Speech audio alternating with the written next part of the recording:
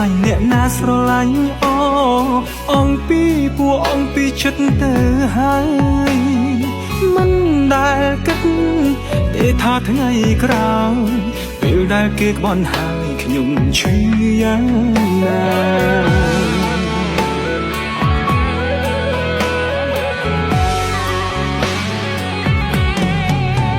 អូនសុំតែខ្លាំងហើយអើខ្ញុំអើយងងមិនដឹងខ្យល់អីលួចឆាតលួចជួបគ្នាច្រើនខែ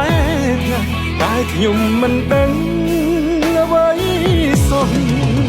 ខ្ញុំចាញ់ហើយចាញ់មនុស្សសុំតែគេចេះងងគេចេះងចេញកាល័យ